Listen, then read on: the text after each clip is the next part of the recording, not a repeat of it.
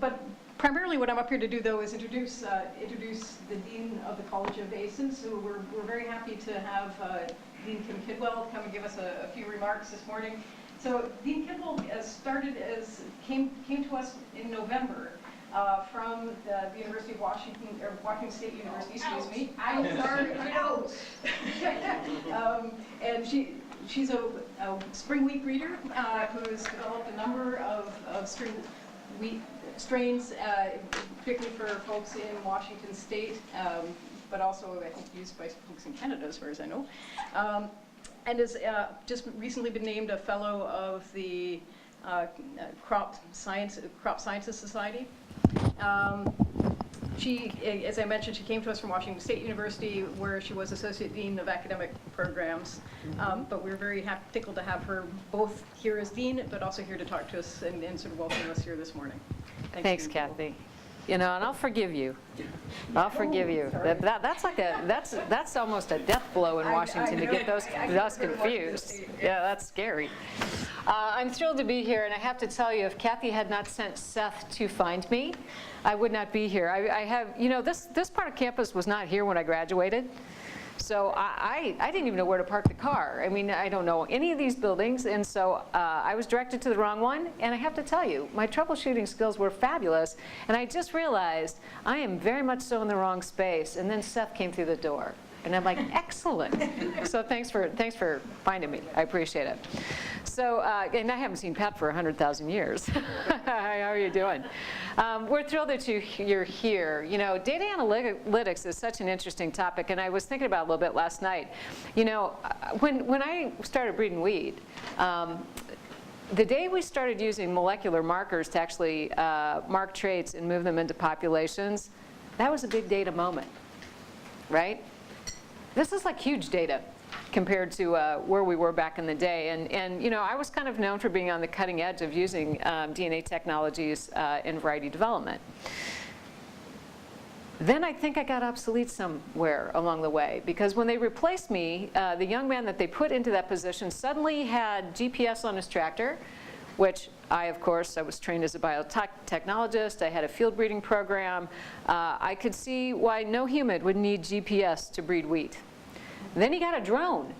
And I'm like, are you serious? What in the world do you need the drone for, right? So it's interesting how time progresses, because when I was in grad school, we were just learning how to really isolate DNA and to mark traits. And you know, over the course of my career, genetics has really exploded. So I was at Monsanto. You know, I travel so much, it must have been last Friday. I was at Monsanto last Friday. My former advisor from Wisconsin works for Monsanto. As a plant breeder, you then enter into the ultimate playground of possibility when you go into a facility like that. And they started showing me things that made me wonder, what if? Like, what if I had access to all of this? And I think for a plant breeder, one of the things that you dream about a lot, or have a concern about, is that when you leave this world, the creator, whoever you think that might be, actually rolls back the tape in your mind, ends you up in the field in front of the plot that would have stopped world hunger, and says, you missed this one. You missed it. It was right there. Look, you didn't even pause. You just walked right on by, right?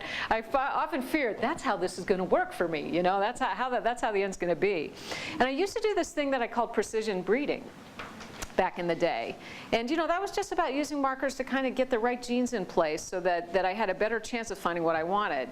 Well, precision breeding has changed tremendously. And when I look at what they're doing in companies, you know, the high throughput technology that we have, the data analytic possibility that you have to actually set the plant up to succeed, it's precision in the ultimate dream kind of way.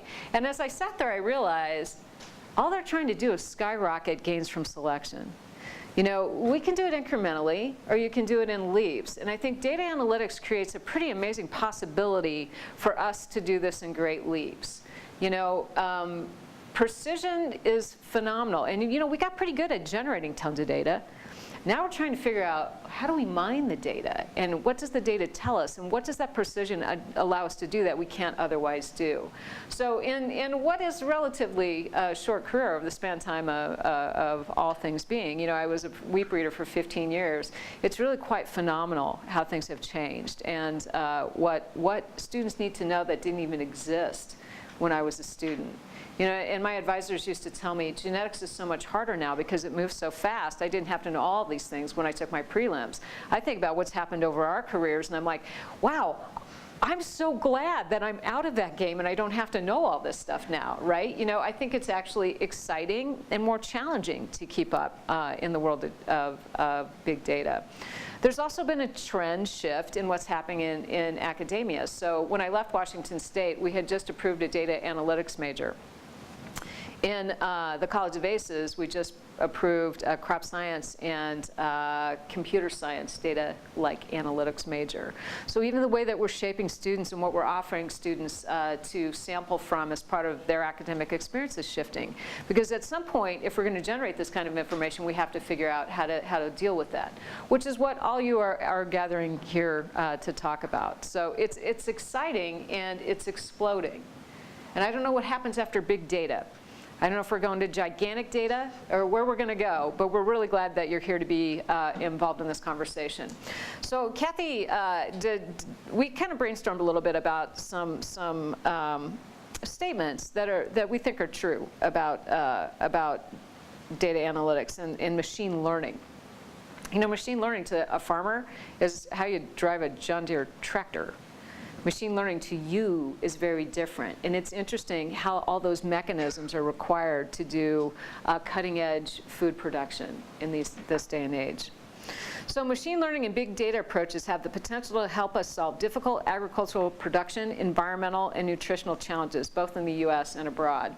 And I would say that the ability for us to do more better is phenomenal if we can figure out how to get some precision around interpreting the information that we have.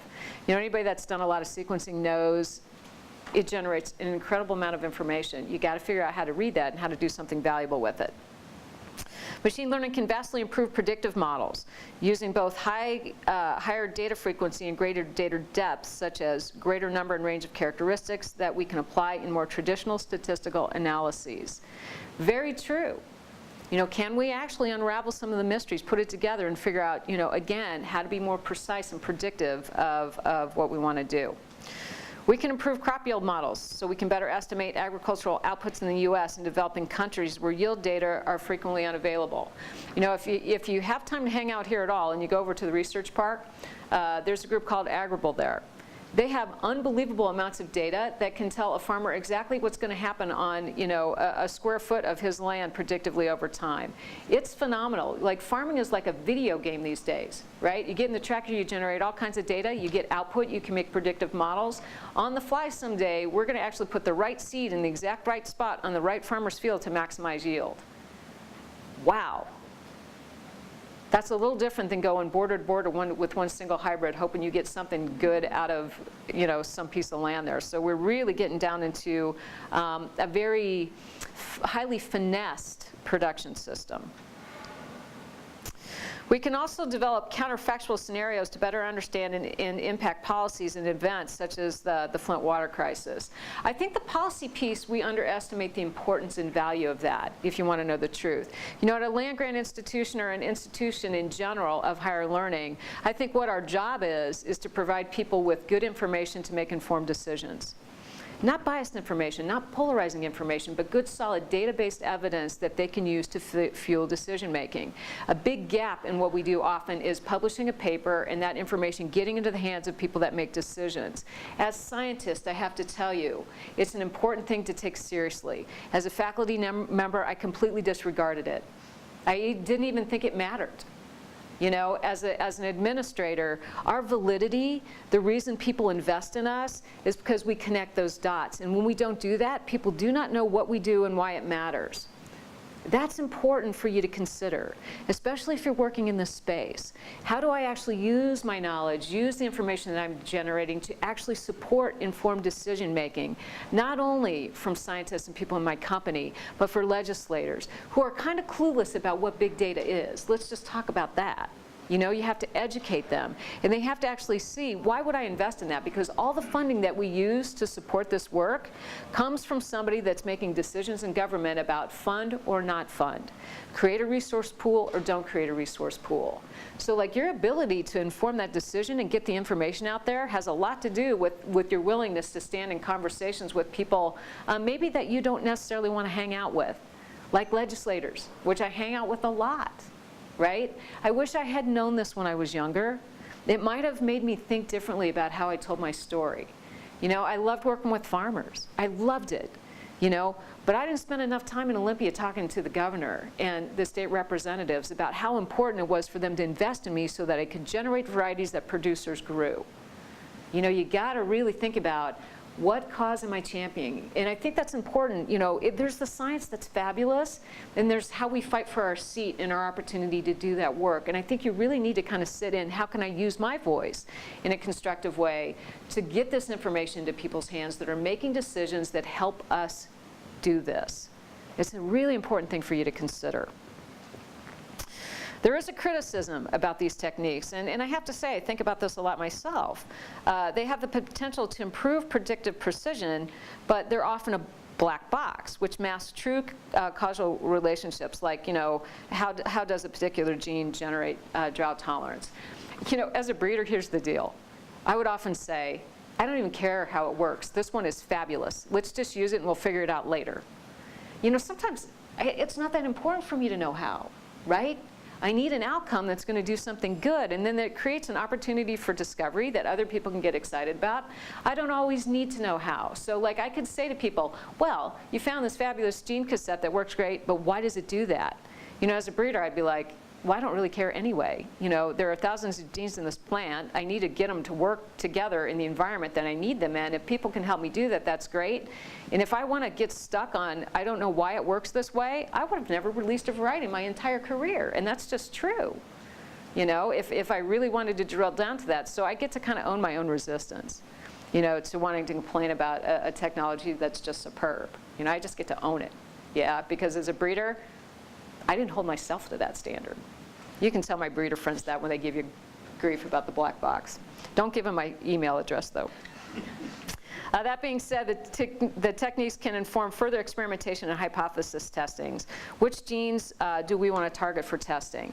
And I would say, you know, I'm talking a lot about practical application pieces because that's what I did so much. You know, if I could have hedged the bet, and if I could have figured out what the perfect potential genetic configuration was, and if I had been able to cull everything else on my program that didn't have that potential, I would have become much more efficient, much more effective. Because the whole goal is to improve gain from selection. That's the whole goal.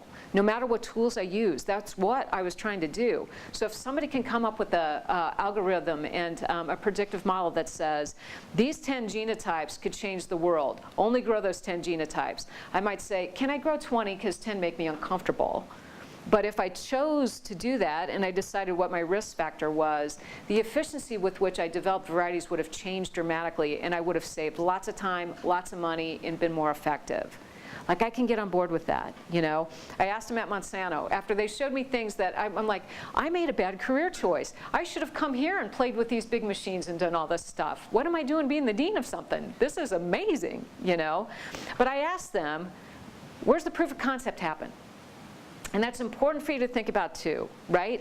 We got to go to proof of concept. Like, I love to hedge the bet. I love the predictive piece of this, but at the end of the day, like, we got to grow it somewhere and see what happens.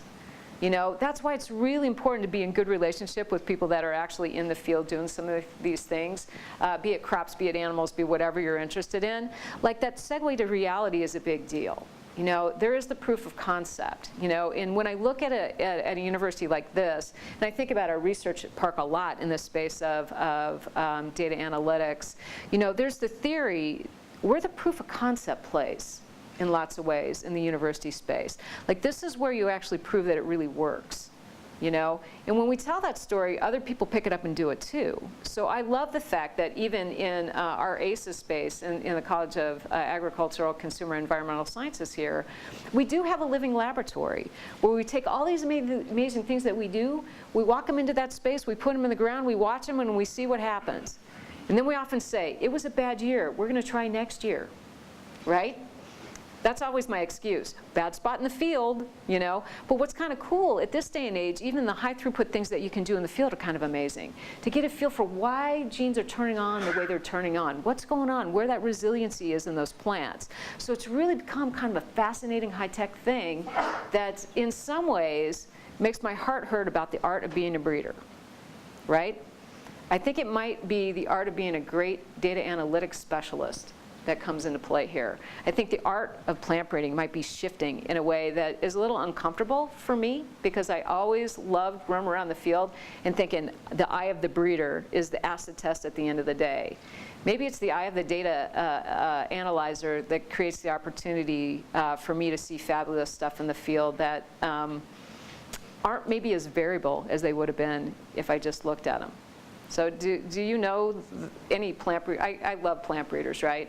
There's a little diva in all of us, and that diva is fueled by the art of the plant breeder. It's our own special sauce that we throw into the equation that makes it work. And it's hard to explain, and when you train students, it's kind of this thing that you do. You're just like, you know, it's just like the heart and the essence of being a breeder. I think data analytics is taking that out, that in a different direction where the art is reshaping. And it's probably a good thing, because if breeding programs are anything, inefficient is one of them. Again, do not give my friends my email address. So I'm optimistic about what the future holds here, and I love that we do so much of this in this space at University of Illinois. I think premier institutions are heavy into this vein as we move forward. I also think that this is a draw into agriculture in particular that's really important, because you know, ag, you know, I often say I wish ag wasn't the first word in the title of our college, because 80% of the population doesn't resonate with that, right? But this data analytic piece is getting students interested in agriculture and aspects that this can be applied to in ways they haven't been excited about it before.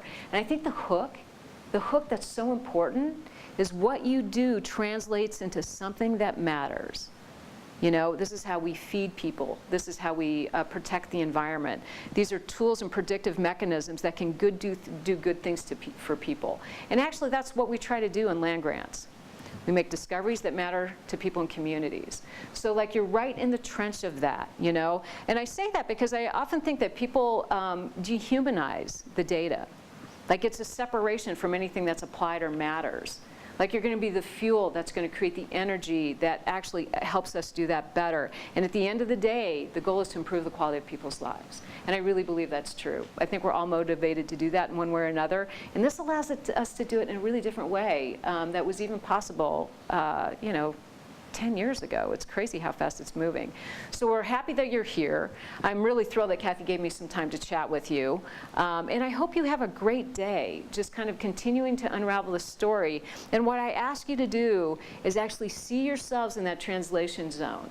Like, how do I voice this? How do I talk about this? How do I engage with people that may not understand this so that they realize this is important? Because that buy-in piece is really critical for how we're going to fuel this forward. And I mean it. You know, you have to be an advocate in a way that people can understand why it's important that we do this and what the upside of this is to helping improve society. With that, I wish you a fabulous, fabulous, fabulous day. So thank you so much.